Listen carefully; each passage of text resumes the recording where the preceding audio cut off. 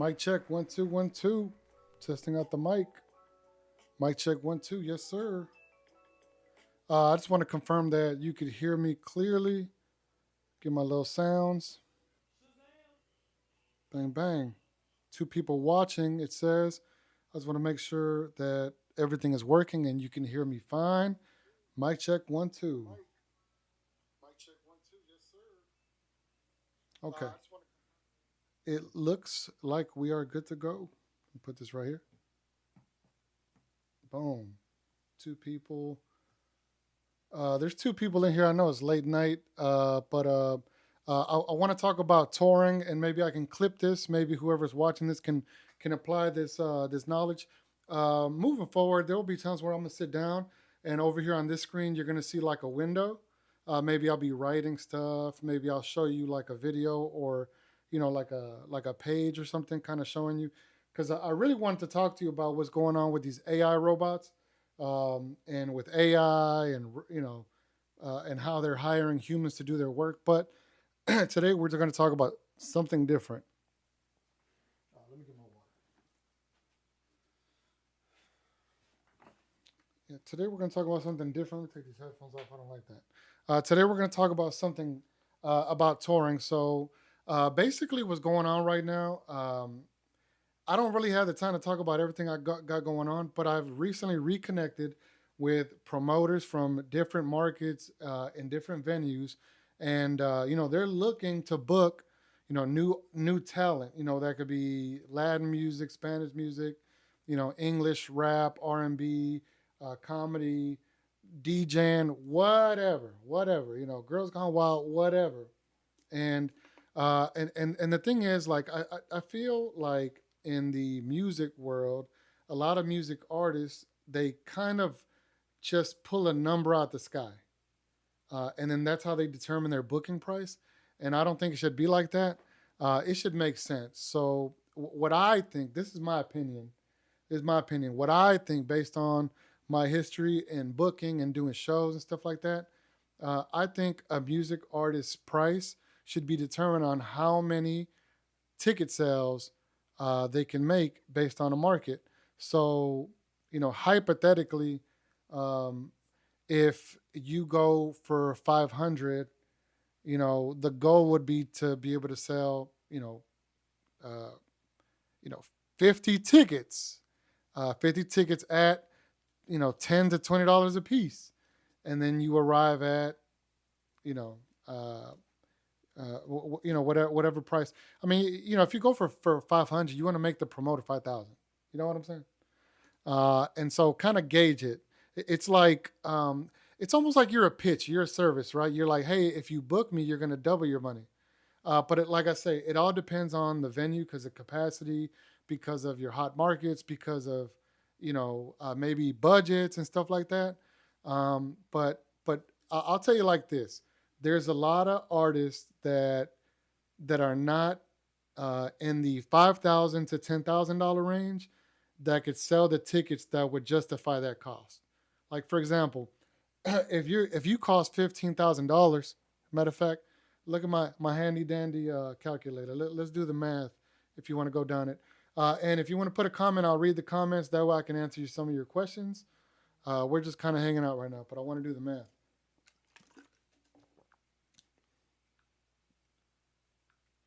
So let's say you have a event. So usually ticket pricing, if you look at it, like if you're talking about these legit big venues, right? At small venues, it doesn't matter. When I say small venue, I mean like 300 capacity or less. That's a small venue. Um, anything above 500 seated, I would say that's 500 to 1,000. That's medium venue. 500 to 1,500, that's a medium venue, and then from 1,000 to 2,500, that's a big venue.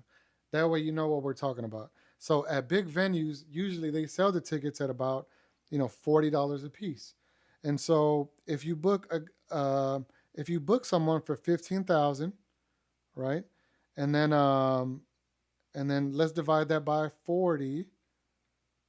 That is 375. So that means that he would have to sell 375 tickets minimum to be able to be able to justify that cost. And so some, there are artists that do weigh that. Like for example, I'm sure that Mexican OT can sell 1,000 tickets. You know what I'm saying? But then there are, I'm trying to use a real life example of a music artist that charges a lot, but can't justify the cost right now. I would say someone like I really want to say artist prices, but I don't think I can do that on here. I'm gonna just use ranges, okay? um, let's see, maybe a okay. Just for example's sake, okay, we're just going down this. We're just going down this. We're going down the examples, okay? Um, a GT Garza, okay. Let's say he's charging 15,000 to do a show, right? In in Michigan somewhere at a big venue. Um, you know, and that's what hypothetically in this scenario, let's say he was like, "Yo, I cost 15,000 because I feel like I cost 15,000, and because I can sell a lot of tickets in Texas." Let's say that you know Michigan. Let's just pretend Michigan is not his strongest market, and let's pretend that you know usually in those markets he sells about, and I'm just trying to keep it realistic too, but let's just say he sells 500 tickets at every show, right? Just range. So 500, let's say you draw 500, let's say they're paying about 20, 25. Let's just say they pay 20,000. Let's say that you can bring out 500 people. You charge 15,000 in this scenario, and in this fake example, because you feel like it. If you draw 500 people and they pay $25, that's $10,000. That's an automatic $5,000 loss, right? Let's say you charge $25. You're able to draw 500 people at $25 each ticket price. That's 12,500. That means the promoter lost 2,500 off top. So let's say you can bring out 500 people at $30 a piece. $30 a ticket price. You know what I'm saying? So that equals to 15,000. So in order for that promoter or anybody to book to recoup that 15,000, he would have to bring out 500 people at $30 a ticket. See what I'm saying? So let's do the math here. So if he's able to bring out 500 people at $40 a ticket, that's $20,000. And now, mind you, the profit that these promoters and venue make, they got to split it amongst themselves. So according to this math, if you only bring in, if you can draw 500 people on average at a show in Texas, and hypothetically, for example, you feel like you cost 15,000 a book, and you're not in Michigan all the time, but your price is 15,000, and let's just say you still like you got the juice and you pulled out 500 people at $40 a ticket. The juice is not worth the squeeze to these promoters because that's like they have to split the profit. And so I say all that to say that a lot of music artists don't consider that other people have to make money. The thing is about these music artists is that they look at promoters and venues like they're being greedy. But the thing is like they want it to be worthwhile. There's a lot, of overhead that goes in managing a big venue. You know what I'm saying? The AC alone, they got a lot of employees. There's a lot of costs that go into it. And so my whole point is this. Let's just say a promoter that has a plug with multiple cities, multiple venues in different states, they'll look at that and be like, okay, for in this example, a GT Garza, that boy T, or somebody like that, feels like they charge 15,000 or something like that, and then let's say they're giving that price to every promoter. A promoter doesn't have any, like I said, the juice has to be worth the squeeze. Everybody has to make a worthwhile amount of profit for you to be a favorite amongst these venues and getting booked. You know what I'm saying? And usually, like if you want to get a booking agent, like I said, you got to sell enough tickets for the agent to make a profit off each show that's worth it. And of course, if you sell merchandise, that's a good thing because now you're securing the business. You know, it's not all reliant on ticket sales, so it helps. Because I'll tell you like this: if you're able to only sell 200 tickets, um, but uh, everybody's spending $100 worth of merchandise, then we. Um, but my point is that you should probably consider all these numbers whenever you're determining what your market price is, right? Because what it costs to book you is not based on what you feel you cost. It's based on your market rate. What is his sellability? Is he a viable booking option? Will I make money? That's the bottom line. I don't care if you got this many hits. Can you sell tickets? Am I going to make money being associated with you? You know, is a risk worthwhile for me to do business with you? And so that's one thing that people don't consider, music artists, comedians, and so it's good for us to have this kind of huddle in determining what your booking price is. If you want to get booked for tour, you know, figure out what your market rate is. Um, Realistically, how many tickets can you sell outside of your state, outside of your city? My whole thing is if you were to ask me though, that's me though. If you were to ask me the way that I run it, the way that I do it, the way that I do it is I'm about relationships, and so it's about building relationships with these promoters, and the word is dynamic pricing, right? Uh, Me myself, I like to keep the booking price dynamic based on the risk percentage in each city or state or country, right? And so you might be hot in Texas and you could demand whatever it is you say your booking price is, but then you can go to Alaska or you can go to Chicago, Illinois, somewhere, Atlanta, and then nobody knows you, right? And then you're sitting there giving these promoters the same price as you would in Texas because you could demand it. You're hot in Texas, you're there, but you don't have the same visibility and presence in Atlanta, Georgia, and you're sitting there giving them the same price. My thing, if you ask me, like I said, this is just me. I believe in dynamic pricing. I believe in adjusting that price, um, based on ensuring profitability for the promoter. Like, hey, let's take a risk together. I mean, once you get to a certain level, you don't have to take door deals, is what it's called. But I believe if you got a good manager and you really want to get out there, it's about creating relationships, and being able to bring value. People will add you to a show if by adding you like sells a little bit more tickets because that's really what it's based on. Like my friend said earlier today, aquí no me tienen porque soy bonito. They got me here because I give real value. Not because I'm pretty, is what he was saying. Let me get some water. One big key that I definitely want to give you guys before I get out of here. This is the big one, and I'm doing this because I want to create clips. But this is the real game right here. Um, I feel like music artists are not hitting the road like they're supposed to.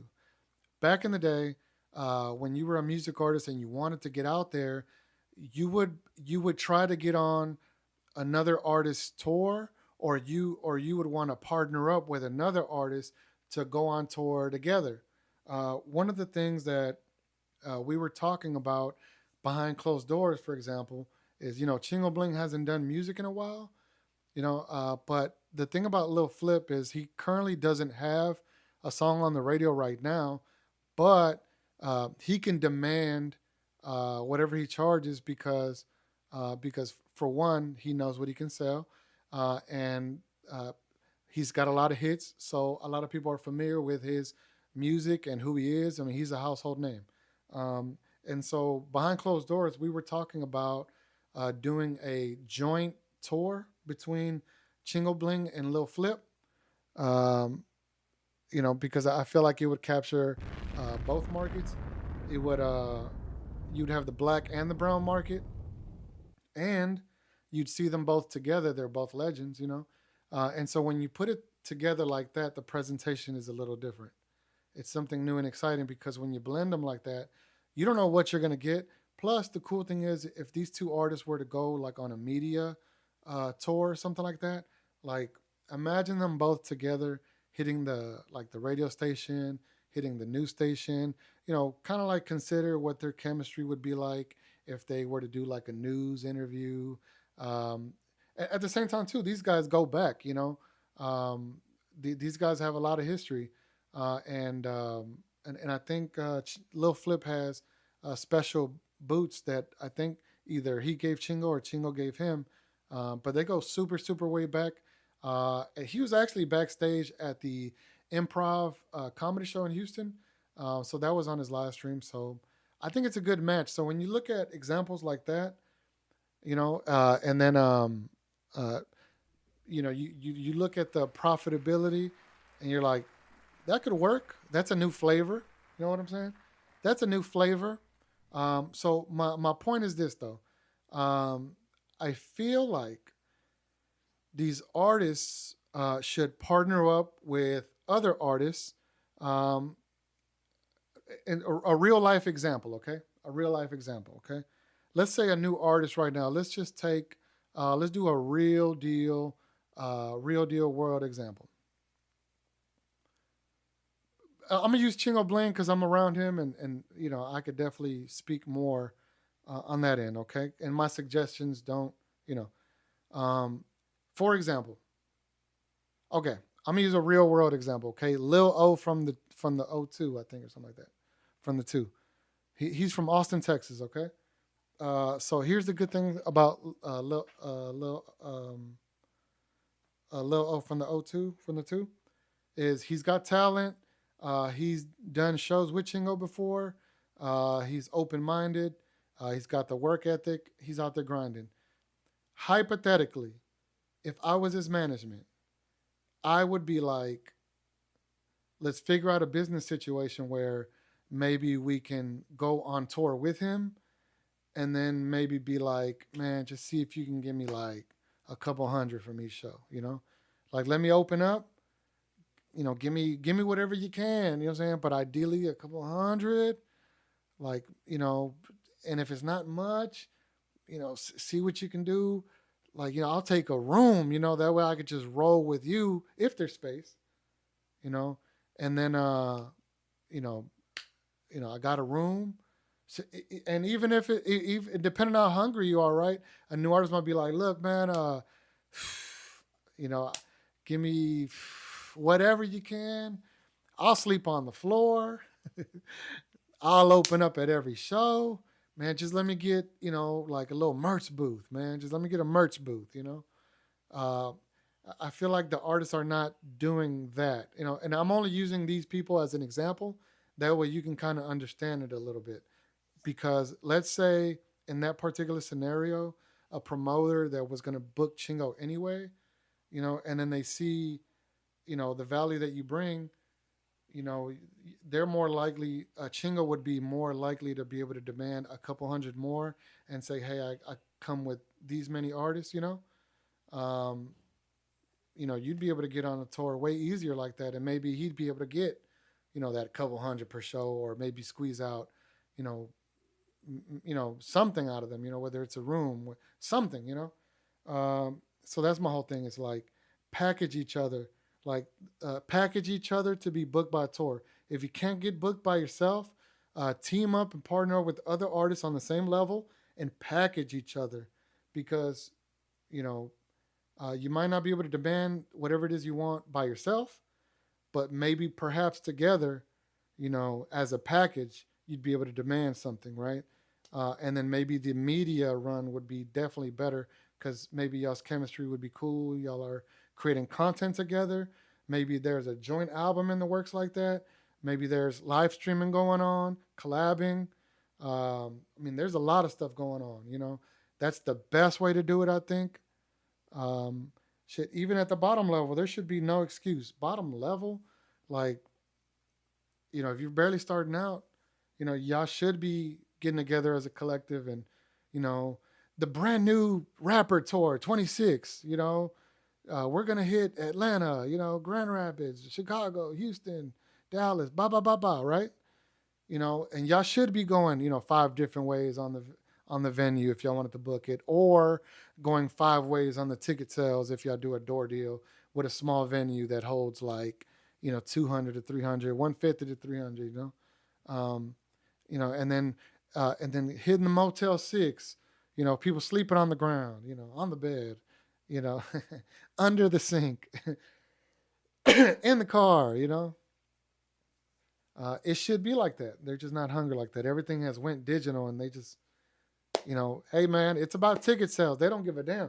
Look at Rick Ross. He was a CO, I think, on Big Meech. Larry Hoover. He had a hit song. I mean, I forgot who else. Lil Wayne, Birdman, Kissing, right? Stunned like my daddy, stunned like my daddy. A hit will change everything. Bottom line. And so that's all I wanted to say. This is the first live stream about us just talking about, cool stuff like that, because it's very important. And the thing is, I say all that because they have brought me on to try to book some people, right? And we have the Laugh Out Loud tour, which first started with Chingo Bling. And now look, Netflix, Amazon Prime, Tubi, regardless of people's politics, let's look at what they've accomplished, because that's what lives forever, you know? And so if you have any questions, let me look in the thing. Okay, no questions.